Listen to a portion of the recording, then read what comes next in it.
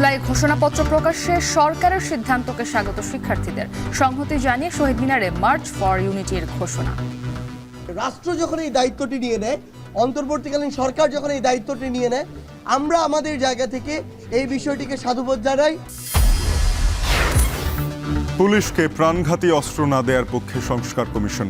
রাজনৈতিক প্রভাব মুক্ত রাখা সহ জনবান্ধব বাহিনী গড়তে আসছে সুপারিশ।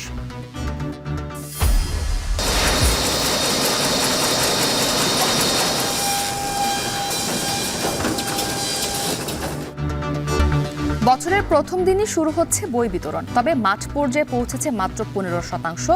সবার হাতে যেতে লাগতে পারে ফেব্রুয়ারি।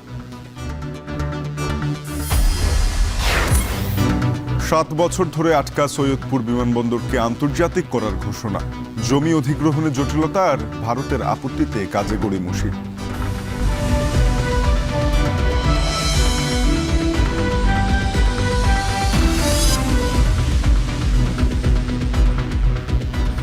স্বাগত এখন বাজারে, আপনাদের সাথে আছি আমি তানজিম শাফিন এবং আমি ইসরাত মুক্তি।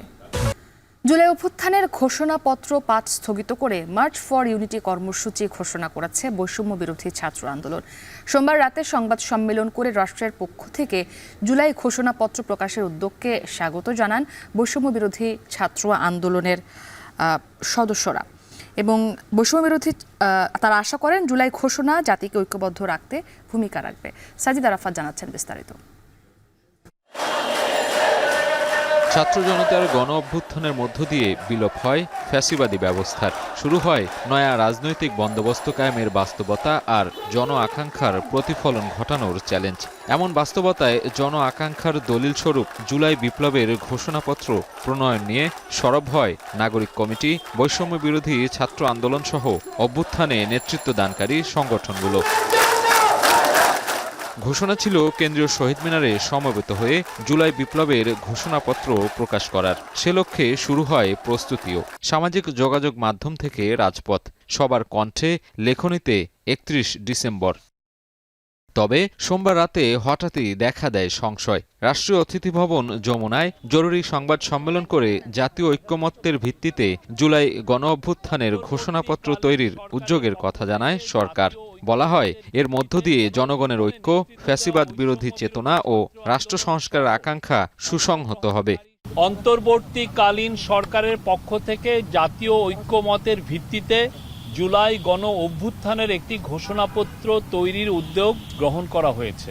গণ অভ্যুত্থানে নেতৃত্ব দেওয়া বৈষম্য বিরোধী ছাত্র আন্দোলন সহ অংশগ্রহণকারী সকল শিক্ষার্থী, রাজনৈতিক দল ও পক্ষের মতামতের ভিত্তিতে ঘোষণাপত্রটি প্রস্তুত করা হবে। সর্বসম্মতিক্রমে এ ঘোষণাপত্র প্রস্তুত করা হবে এবং জাতির সামনে উপস্থাপন করা হবে। এরপরই চলে দফায় দফায় বৈঠক। শেষ পর্যন্ত সোমবার দিবাগত রাত 2টার দিকে সিদ্ধান্ত আসে, জুলাইয়ের ঘোষণাপত্র প্রকাশ নয়, মার্চ ফর ইউনিটি পালন করবে গণ অভ্যুত্থানে নেতৃত্বদানকারী সংগঠন। আমাদের উদ্যোগের ধারাবাহিকতায় বাংলাদেশের আপামর ছাত্র জনতার মধ্যে স্বতঃস্ফূর্ত ইতিবাচক সাড়া সঞ্চারিত হয়েছে। এমত অবস্থায় ছাত্র জনতার আহ্বানে রাষ্ট্রীয় পর্যায় থেকে জাতীয় ঐক্যমত্যের ভিত্তিতে জুলাই ঘোষণাপত্র প্রণয়নের উদ্যোগ নেওয়া হয়েছে। ছাত্র জনতা এই সময়োপযোগী উদ্যোগকে সাধুবাদ জানাচ্ছে। এরই ধারাবাহিকতায় আজ 31শে ডিসেম্বর রোজ মঙ্গলবার বিকাল 3 ঘটিকায় কেন্দ্রীয় শহীদ মিনারে মার্চ ফর ইউনিটি কর্মসূচি ঘোষণা করা হলো। সংবাদ সম্মেলনে তারা আরও বলেন, রাষ্ট্রের পক্ষ থেকে জুলাই ঘোষণাপত্র প্রকাশের যে উদ্যোগ তা ইতিবাচক। তারা আশা করেন জুলাই গণ অভ্যুত্থানে লিখিত প্রমাণপত্র হিসেবে ঘোষণাপত্র বাস্তবায়ন জাতিকে ঐক্যবদ্ধ রাখতে ভূমিকা রাখবে। রাষ্ট্রের পক্ষ থেকে এই যে ঘোষণাপত্রটি, আমাদের এই জুলাই অভ্যুত্থানের এই ঘোষণাপত্রটি আসা উচিত এবং এটি একটি লিখিত ডকুমেন্ট হিসেবে রাষ্ট্রের পক্ষ থেকে যাওয়া উচিত। তো আমাদের জায়গা থেকে আমাদের যে জিনিসটি মনে হয়েছে সেটি হচ্ছে যে বৈষম্য বিরোধী ছাত্র আন্দোলন এই প্ল্যাটফর্মের চেয়ে রাষ্ট্র যখন এই দায়িত্বটি নিয়ে নেয়, অন্তর্বর্তীকালীন সরকার যখন এই দায়িত্বটি নিয়ে নেয়, আমরা আমাদের জায়গা থেকে এই বিষয়টিকে সাধুবাদ জানাই এবং স্বাগত জানাই। সরকারের উদ্যোগকে সাধুবাদ জানানোর পাশাপাশি বিকেল 3টার নতুন কর্মসূচিতে ঐক্যবদ্ধ অংশ নেয়ার উদাত্ত আহ্বান জানান ছাত্র আন্দোলনের নেতৃবৃন্দ। সাজিদ আরাফাত, এখন, ঢাকা। 24 জুলাই আগস্টে কর্তৃত্ববাদী আওয়ামী লীগ সরকারের বিরুদ্ধে রুখে দাঁড়ায় সারা দেশের ছাত্র জনতা। 18 জুলাই থেকে 5 আগস্ট ঢাকার রামপুরা, বাড্ডা, নতুন বাজার এলাকা অবরোধ করে রাখেন বেসরকারি বিশ্ববিদ্যালয়ের শিক্ষার্থী ও স্থানীয়রা। মাত্র 17 দিনে এই এলাকায় আইনশৃঙ্খলা বাহিনীর গুলিতে শহীদ শতাধিক আর আহত সহস্রাধিক। সেসব দিনের ঘটনা জানাচ্ছেন হাসিবুল্লাহ।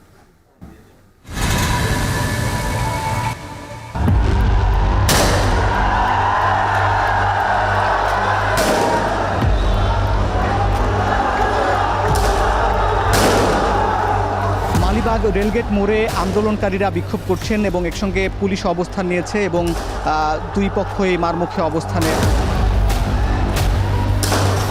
পুলিশ এখানে প্রায় শতাধিক পুলিশ এই মাঝখানে আটকে আছে, কিন্তু দুই পাশেই অর্থাৎ মালিবাগ রেলগেট মোড়েও আন্দোলনকারীরা এবং ঠিক তার বিপরীত পাশেও মৌচাকেও বেশ কিছু সাধারণ মানুষও রয়েছে এবং আন্দোলনকারীরাও সেখানে অবস্থান নিচ্ছে।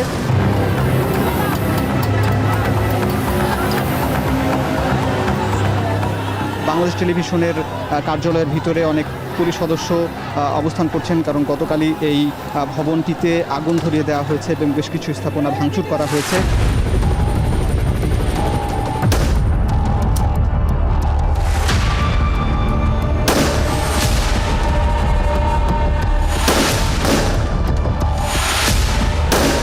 দফায় দফায় সংঘর্ষ হচ্ছে এই রামপুরা ব্রিজ সংলগ্ন এলাকায়। যদিও জুমার আগে কিছুটা এই বিক্ষোভকারীদের সংখ্যা কম ছিল, কিন্তু জুমার পরে তাদের সংখ্যা আরও বাড়তে দেখা গেছে।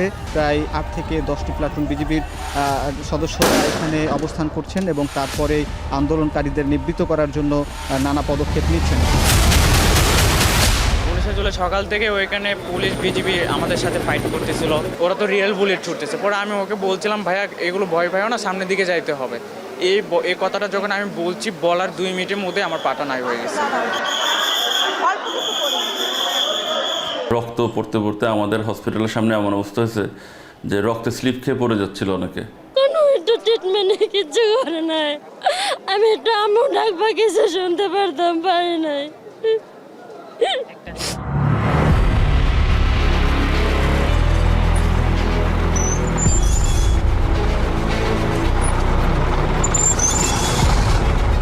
আজ কারফিউ জারির যে প্রথম দিন, সকাল থেকেই এই সেনাবাহিনীর সদস্যরা এই বাংলাদেশ টেলিভিশনের ভেতরে এবং ফটকে অবস্থান নিয়েছিলেন, কিন্তু ঠিক 10টা থেকে এই সেনাবাহিনীর সদস্যরা রামপুরা টিভি সেন্টারের সামনের অংশে অবস্থান করছেন। আপনারা যারা রাস্তার মধ্যে দাঁড়িয়ে আছেন, রাস্তা ফাঁকা করে দেন। বেলা 1:15 এই সময়ে এই রামপুরা বাজার এলাকায় সেনাবাহিনীর সদস্যদের সঙ্গে আইনশৃঙ্খলা বাহিনীর সদস্যরা অভিযান পরিচালনা করছে। দেখা যাচ্ছে যারা এখানে কিছুক্ষণ আগে অবস্থান করছিল অবরোধকারীরা, তাদেরকে ধাওয়া দিয়ে সরিয়ে দেওয়া হয়েছে। অনেকে আহত হয়েছেন, তবে কতজন মারা গেছেন এই বিষয়টি কিন্তু এখনও সুনিশ্চিত করে বলা যাচ্ছে না। অনেকেই অ্যাম্বুলেন্সে করে পথ দিয়ে যাচ্ছেন বা রিকশায় করে আহত ব্যক্তিদের বিভিন্ন হাসপাতালে নিয়ে যাওয়া হচ্ছে।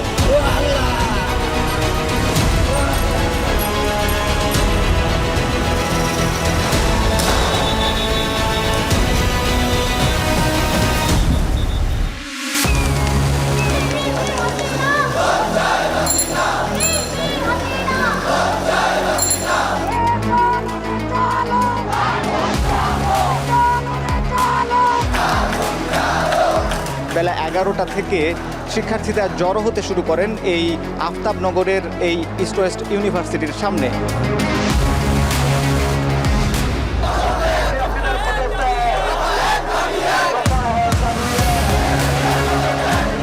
একটার দিকে শিক্ষার্থীদের একাংশ শাহবাগের উদ্দেশ্যে রওনা দেয়।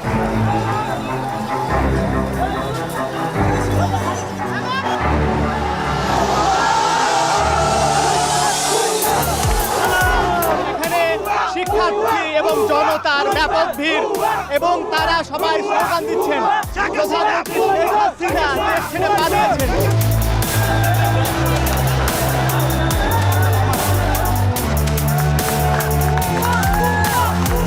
24-এর তারুণ্য ইতিহাস গড়ে আবারও প্রমাণ করল, ছাত্র জনতা রাজপথে নামলে গণ অভ্যুত্থান ঠেকানো যায় না। হাসিবুল্লাহ, এখন প্রগতি সরণি, ঢাকা। জুলাই অভ্যুত্থান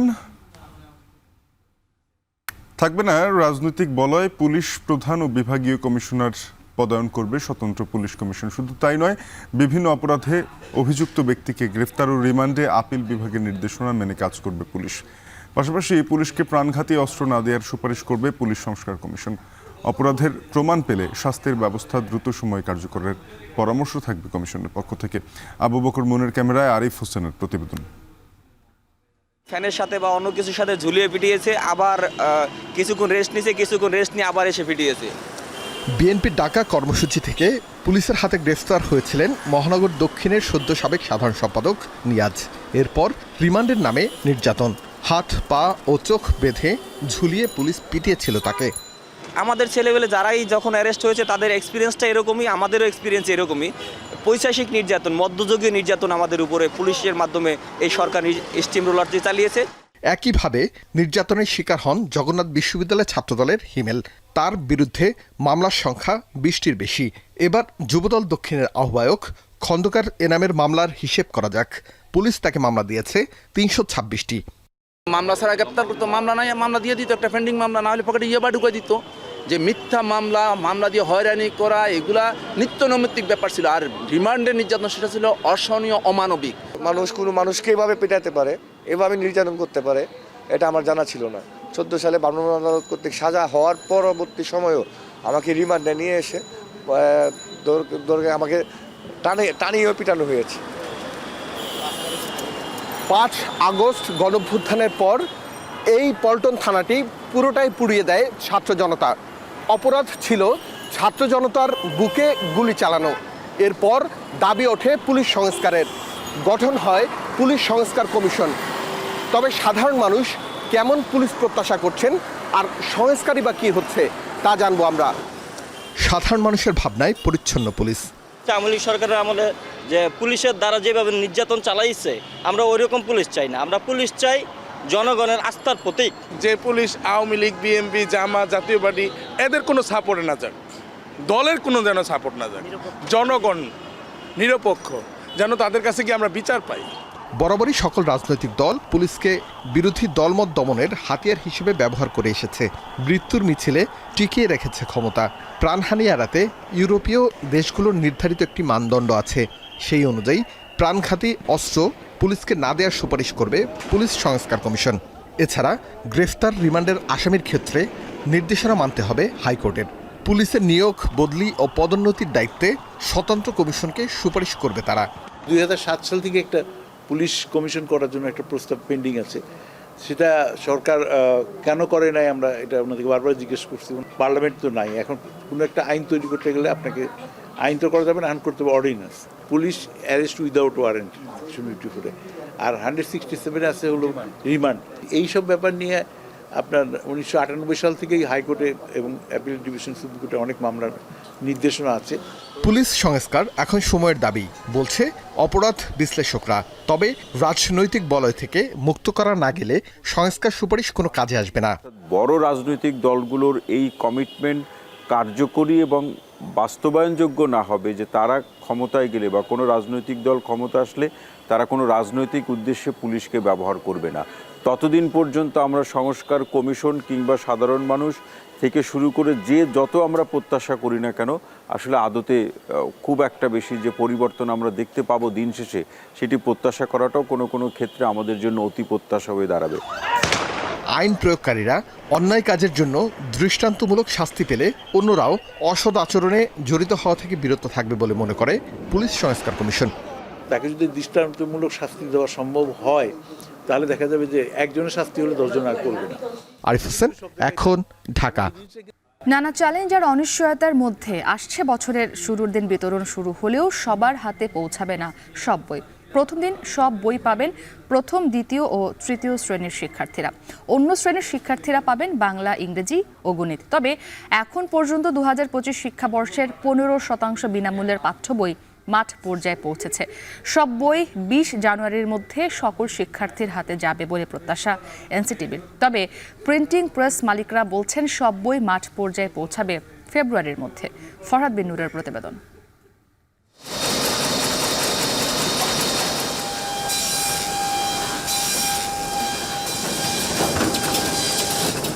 চলছে 2025 শিক্ষাবর্ষের বিনামূল্যের পাঠ্য বই মুদ্রণের কাজ।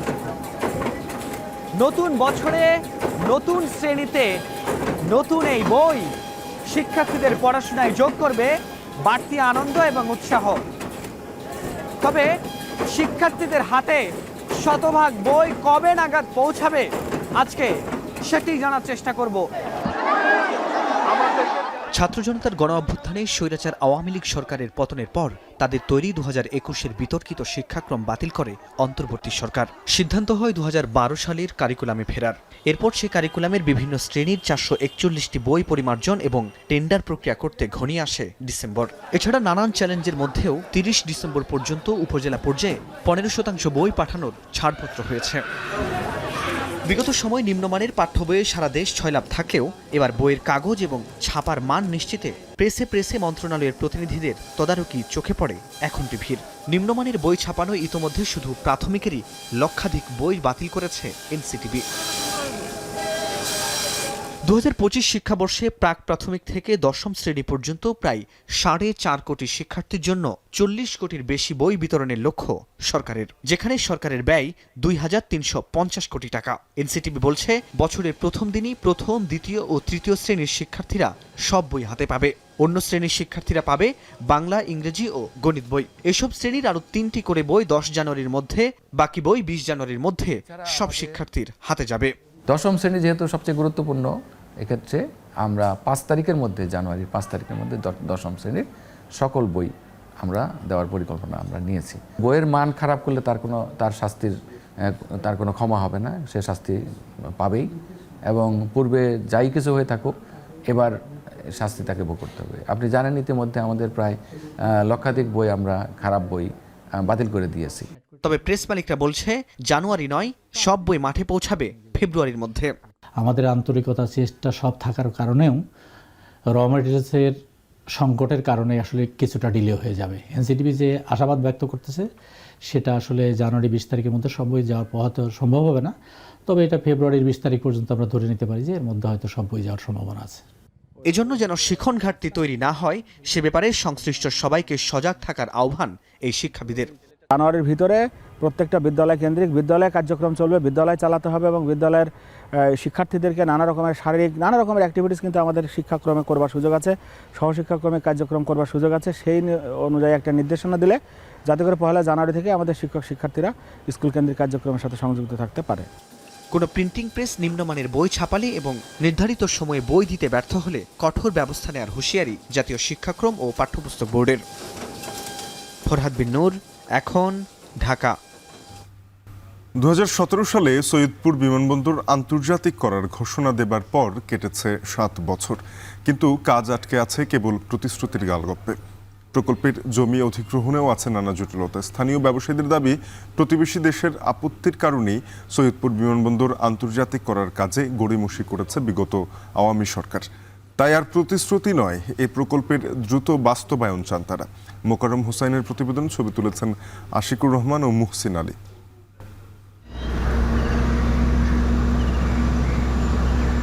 সবুজ প্রকৃতির বুক চিরে কংক্রিটের রানওয়েতে আকাশযানের এমন রোমাঞ্চকর অবতরণ উত্তরের উপজেলা শহর সৈয়দপুরকে দিয়েছে পরিচয়ের নতুন মাত্রা।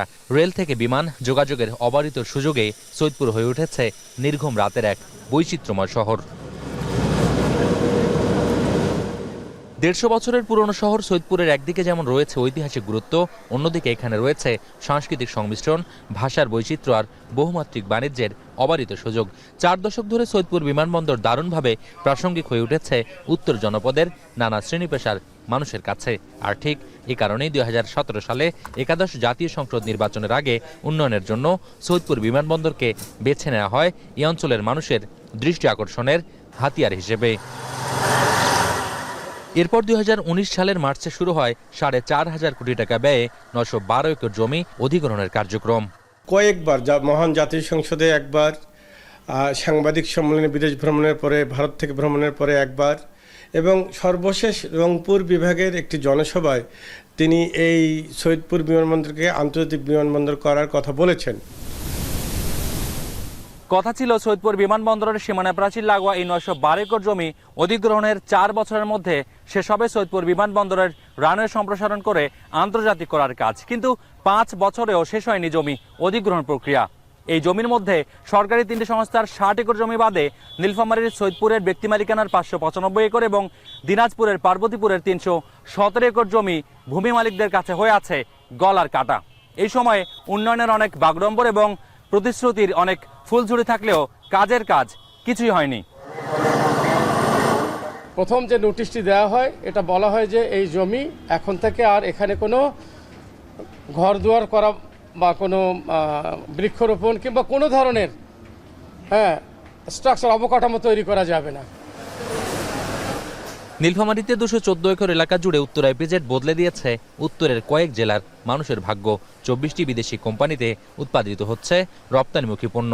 ব্যক্তি উদ্যোগেও সৈয়দপুরে গড়ে উঠেছে বৈদেশিক মুদ্রা আহরণের শত শত কারখানা। এছাড়া 2021 সালের নেপালের প্রেসিডেন্ট বিদ্যাদেবী ভান্ডারীর ঢাকা সফরেও নেপাল ও ভুটানের সঙ্গে যাতায়াতে সৈয়দপুর বিমানবন্দরকে সংযোগের বিষয়ে আলোচনা হয়েছিল। কিন্তু সকল সম্ভাবনাকে ব্যর্থ করে কেবলমাত্র রাজনৈতিক হাতিয়ার হিসেবে এই বিমানবন্দরকে আন্তর্জাতিক কিংবা আঞ্চলিক হাব করার প্রকল্প ফাইলবন্দি করে রাখে আওয়ামী লীগ সরকার, এমন অভিযোগ এখানকার ব্যবসায়ীদের। 16-17 হাজার কোটি টাকা বাজেট বরাদ্দ দিয়ে তার একটা ব্যাপক পরিবর্তন নিয়ে আসা হচ্ছে, কিন্তু সৈয়দপুর এয়ারপোর্টে মাত্র 4,500-5,000 টাকা কোটির বাজেট বরাদ্দ হলেও এটা কিন্তু কোনো বাস্তবায়ন রূপ কিন্তু আমরা দেখিনি। আমাদের এই এয়ারপোর্টটাকে মানে আমাদের রানওয়ে বড় করা যায়, রানওয়ে বড় করলে আমার মনে হয় বোয়িং বিমানগুলো এখানে নামবে। এখান থেকে যদি সরাসরি ফ্লাইট যায় আমার মনে হয় না তাদের সাথে আমাদের কোনো একটা যে বিজনেস ঘাটতি হবে সেটা হবে না। ঢাকার শাহজালাল আন্তর্জাতিক বিমানবন্দর থেকে সৈয়দপুর এয়ারপোর্টের দূরত্ব 260 কিলোমিটার। আকাশপথ পাড়ি দিতে সময় লাগে 48 মিনিট। ঢাকা ও কক্সবাজার থেকে সৈয়দপুর রুটে প্রতিদিন 30টিরও বেশি ফ্লাইট পরিচালনা করছে 4টি বিমান সংস্থা। সৈয়দপুর বিমানবন্দর থেকে আন্তর্জাতিক বিমান চলাচল শুরু করলে নেপাল, ভুটান ও ভারতের 7 সিস্টার্স খ্যাত 7টি রাজ্যের নিকটতম বিমানবন্দরগুলোয় আকাশপথে যেতে সময় লাগবে মাত্র 30 থেকে 50 মিনিট।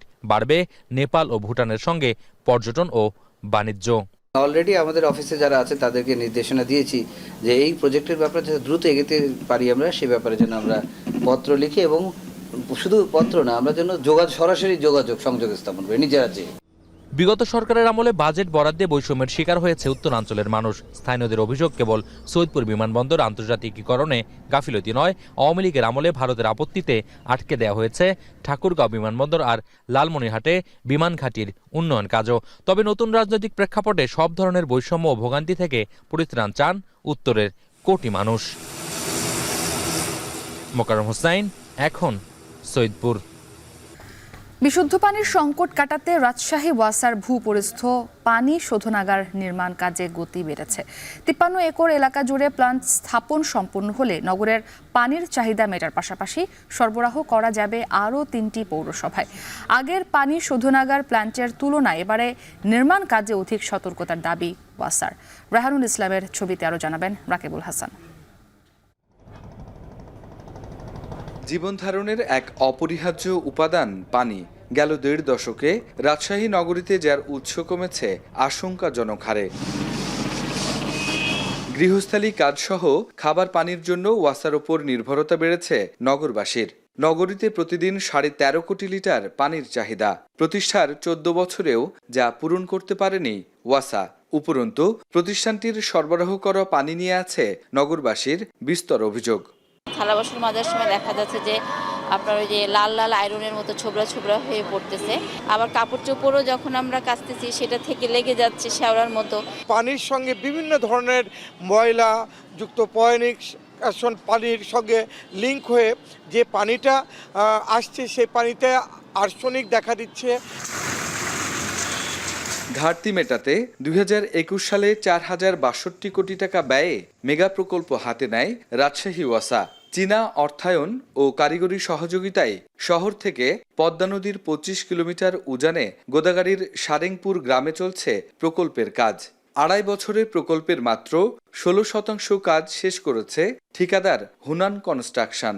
$325 মিলিয়ন মধ্যে 85% টাকা ডলার দিবে আপনার অর্থায়ন করবে China Exim bank. That means $276.25 million আমরা লোন নিচ্ছি চায়না এক্সিম ব্যাংক থেকে। $325 মিলিয়ন এর মধ্যেই বাস্তবায়ন এবং 3 বছরের অপারেশন মেইনটেন্যান্সের খরচও ইনক্লুড আছে আর কি।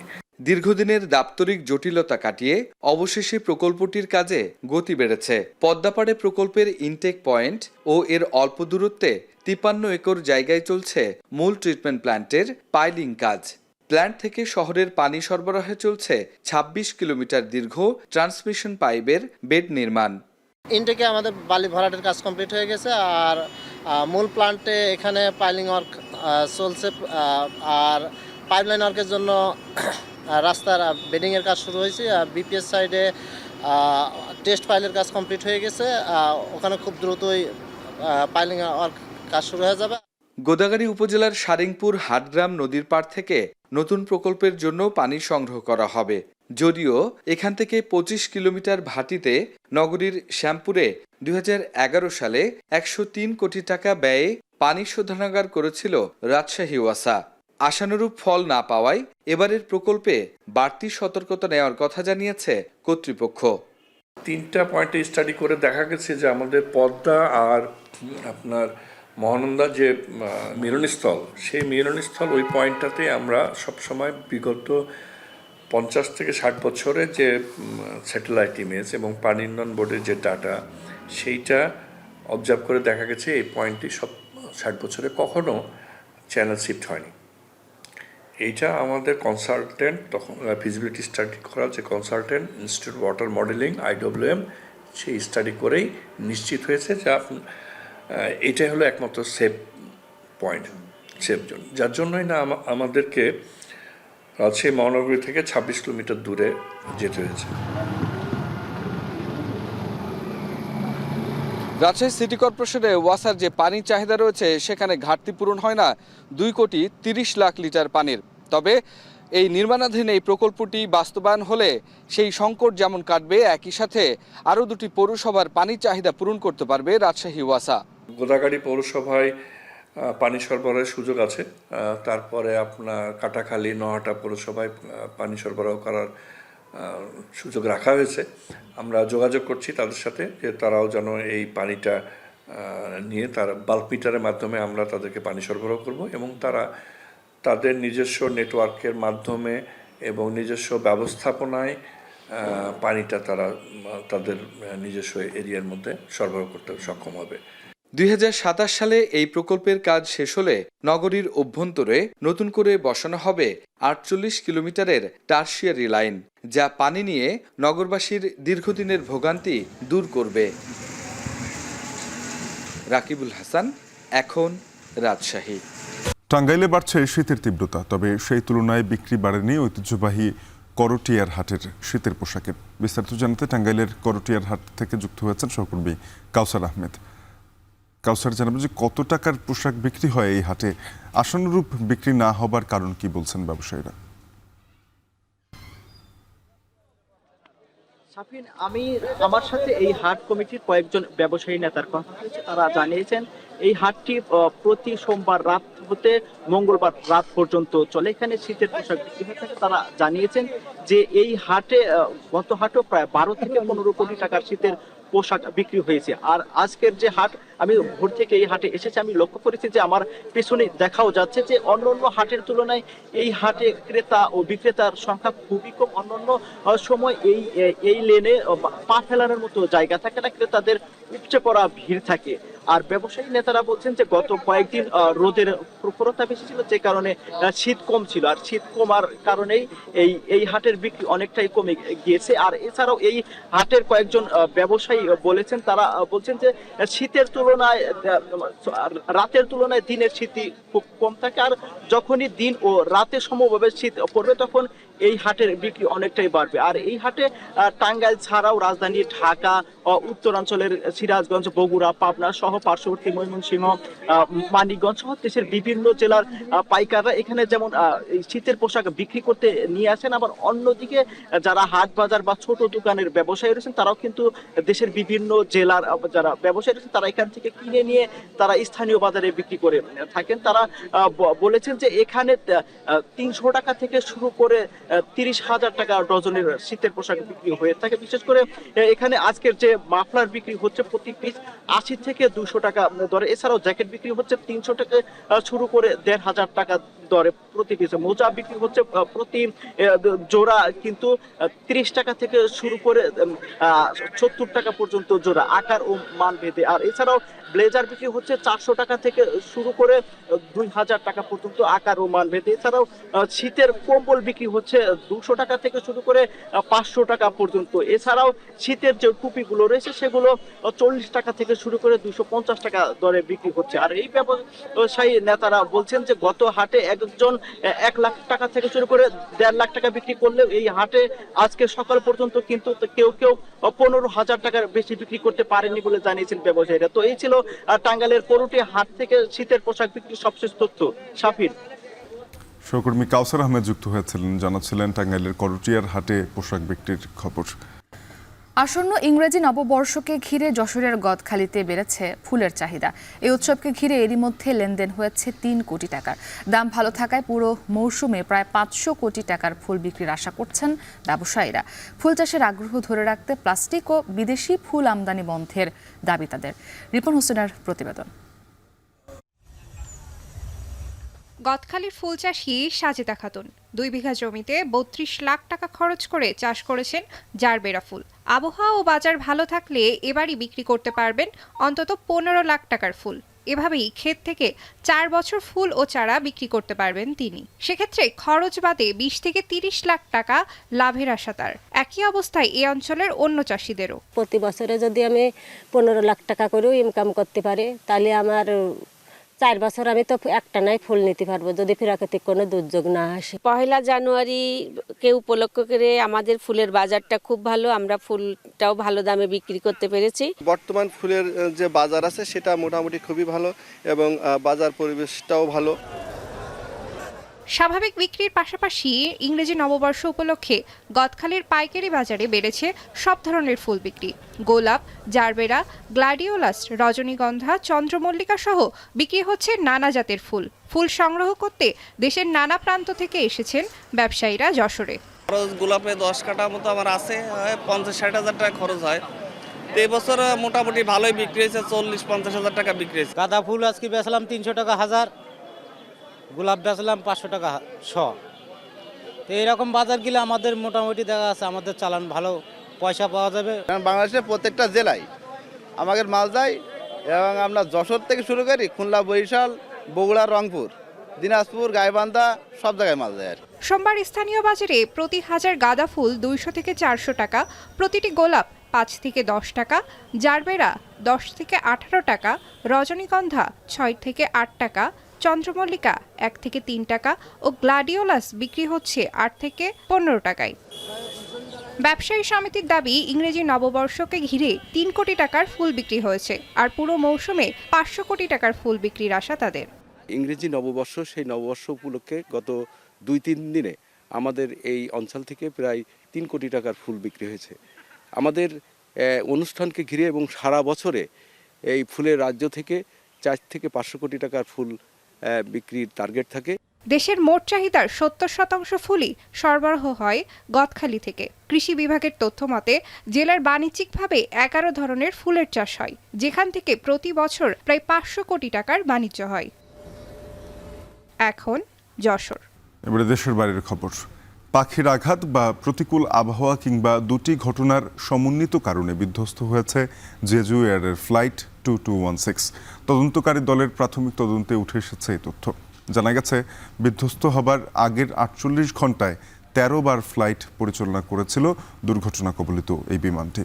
এদিকে জরুরি ভিত্তিতে দক্ষিণ কোরিয়ার সকল উড়োজাহাজের সেফটি ইন্সপেকশনের নির্দেশ দিয়েছেন ভারপ্রাপ্ত প্রেসিডেন্ট। বিস্তারিত বিশেষ নজরদারির আওতায় থাকবে বোয়িং 737-800। বাকিটা জানাবেন নাফি আরমান মনন। সন্তানের ছবি হাতে অপলক দৃষ্টিতে তাকিয়ে আছেন ভাগ্যাহত পিতা। জেজু এয়ার বিধ্বস্তের ঘটনায় প্রাণ হারিয়েছেন আদরের কন্যা জংলুক দুয়াংমানি। তাই দক্ষিণ কোরিয়া থেকে 3000 কিলোমিটার দূরের থাইল্যান্ডের এই বাড়িতে চলছে শোকের মাতম। পিতার একমাত্র চাওয়া শেষকৃত্যের জন্য সন্তানের দেহাবশেষ ফিরে পেতে থাই সরকারের সহায়তা। เอาสินะครับที่ไปคิดตั้งแต่บางทีคิดว่าเฮ็ดจังไดจำเป็นมันเกิดอุบัติเหตุแล้วผู้ใดก็คือกันเพราะว่าเพิ่นว่าตัวบ่นึกว่าที่เป็นเจ้าของจังซี่ শোকের ছায়া নেমে এসেছে গোটা দক্ষিণ কোরিয়ায়। বিমান বিধ্বস্তের ঘটনায় নিহতদের স্মরণে ফুল দিয়ে শ্রদ্ধা জানিয়েছেন ভারপ্রাপ্ত প্রেসিডেন্ট সহ সর্বস্তরের মানুষ। হতাহতদের পরিবারকে সান্ত্বনা দিয়েছেন বিরোধী দলের প্রধান। এ সময় জেজু এয়ারের কাছে ক্ষতিপূরণ চান স্বজনেরা। সর্বাত্মক সহায়তার আশ্বাস দেয়া হয়েছে এয়ারলাইন্সের পক্ষ থেকে। 귀중한 생명이 희생되신 점에 대하여 진심으로 사과드립니다. 제고주항공은 예의를 다할 것이고 이를 위하여 장례와 관련된 조금이나마 위로받을 수 있고 여러분들이 조금이나마 안심할 수 있다면 뭐든지 최선을 다해서 책임을 지고 온전한 상처는 한 명도 없습니다. 비교적 온전한 그 사체에 대해서는 국과수랑 협의해서 유족들이 원하면은 그 인도를 할 수 있도록 하겠다라고 약속을 드렸고 জরুরি ভিত্তিতে দক্ষিণ কোরিয়ার সকল উড়োজাহাজের সেফটি ইন্সপেকশনের নির্দেশ দিয়েছেন ভারপ্রাপ্ত প্রেসিডেন্ট। এছাড়াও বোয়িং 737-800কে আলাদা নজরদারির মধ্যে আনার পরিকল্পনা নিয়েছে প্রশাসন। বার্তা সংস্থা ইয়োনহাপ নিউজ এজেন্সির প্রতিবেদন বলছে, বিধ্বস্ত হবার আগের 48 ঘণ্টায় 13 বার ফ্লাইট পরিচালনা করেছিল দুর্ঘটনা কবলিত বিমানটি। এদিকে তদন্তকারী দল জানিয়েছে, পাখির আঘাত বা প্রতিকূল আবহাওয়া কিংবা দুটি ঘটনার সমন্বিত কারণে উড়োজাহাজটি বিধ্বস্ত হয়। 시간적 여유가 있었으면 아마 그렇게 준비를 해달라고 했을 수도 있겠네요. 소방차도 대기시키고 보통 이제 이머전시 이제 비상 착륙을 하게 되면은 그런 부분들 전사들이 요구를 하고 간제탑에서 그런 요구를 받아서 소방대도 대기시키고 하는 6 বছর পর সবচেয়ে ভয়াবহ সময় পার করল এভিয়েশন খাত। এবছর বেসরকারি উড়োজাহাজ দুর্ঘটনায় প্রাণ হারিয়েছেন 318 জন, যার মধ্যে ডিসেম্বরে প্রাণহানির শিকার 2/3 যাত্রী। এ তালিকায় সবশেষ সংযোজন দক্ষিণ কোরিয়ার জেজু এয়ার। এমন মর্মান্তিক দুর্ঘটনার পর চাপ বাড়ছে উড়োজাহাজ নির্মাতা বোয়িংয়ের ওপর। গেল 5 বছরে পুঁজিবাজারে $2,300 কোটি বেশি দর হারিয়েছে মার্কিন প্রতিষ্ঠানটি। নাফিয়া আরমান মনন, এখন বিশ্ব। শেষ করব এখন বাজার। তার আগে শিরোনামগুলো জানাবো। জুলাই ঘোষণাপত্র প্রকাশে সরকারের সিদ্ধান্তকে স্বাগত শিক্ষার্থীদের। সংহতি জানিয়ে শহীদ মিনারে মার্চ ফর ইউনিটির ঘোষণা। রাষ্ট্র যখন এই দায়িত্বটি নিয়ে নেয়, অন্তর্বর্তীকালীন সরকার যখন এই দায়িত্বটি নিয়ে নেয়, আমরা আমাদের জায়গা থেকে এই বিষয়টিকে সাধুবাদ জানাই। পুলিশকে প্রাণঘাতী অস্ত্র না দেওয়ার পক্ষের সংস্কার কমিশন। রাজনৈতিক প্রভাব মুক্ত রাখা সহ জনবান্ধব বাহিনী করতে আসছে সুপারিশ।